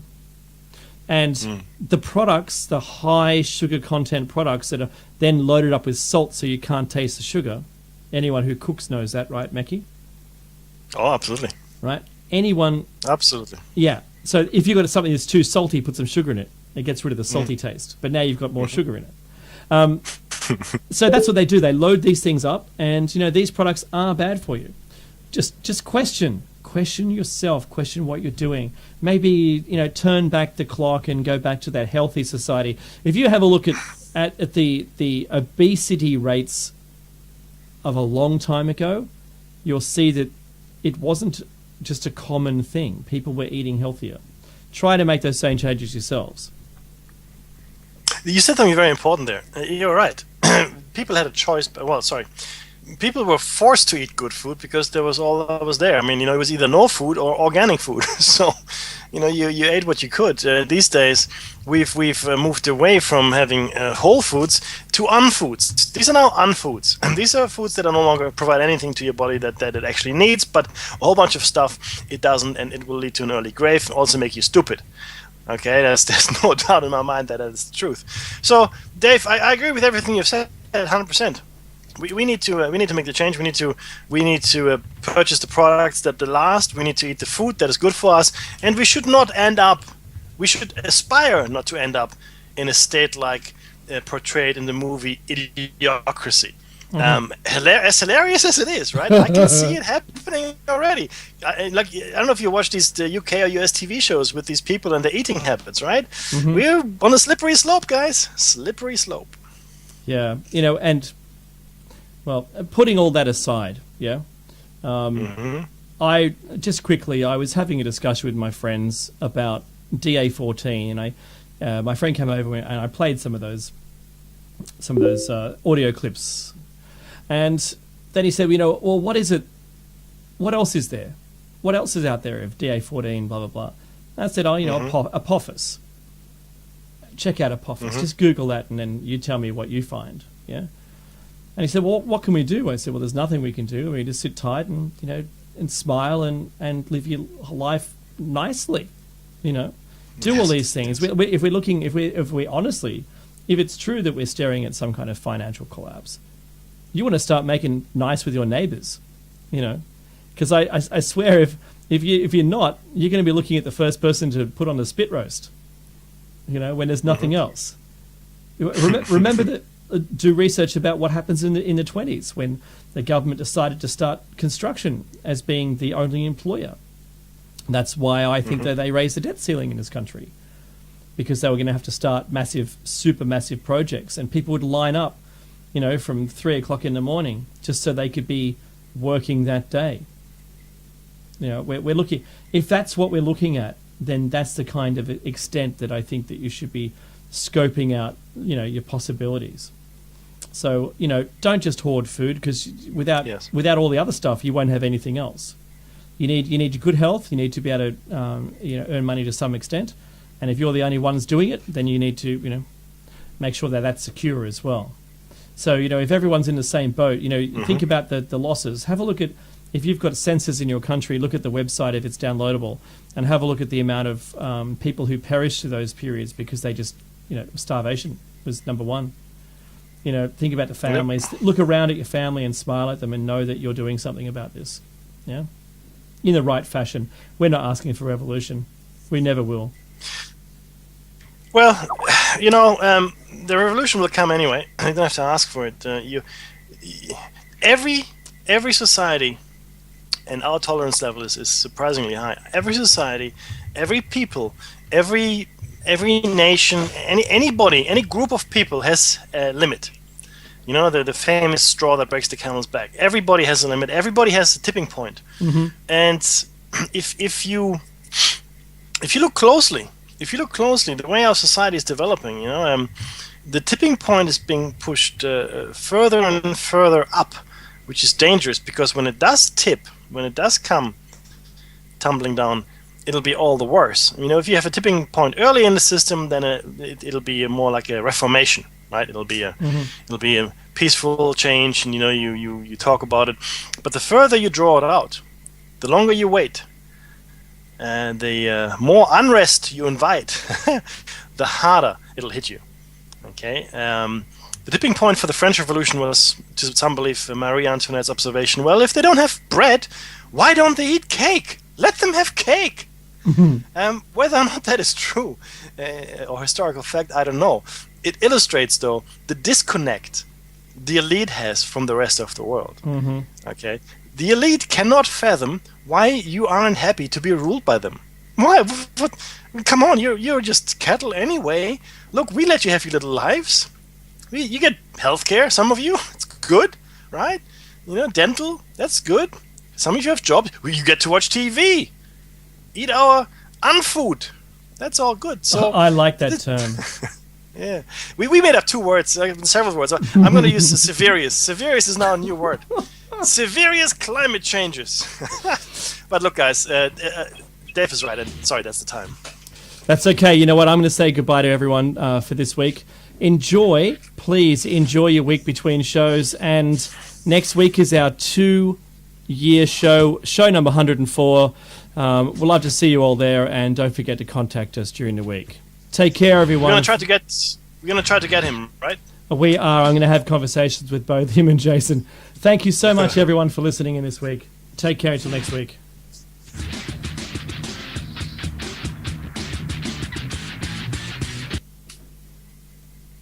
Un momento, por favor.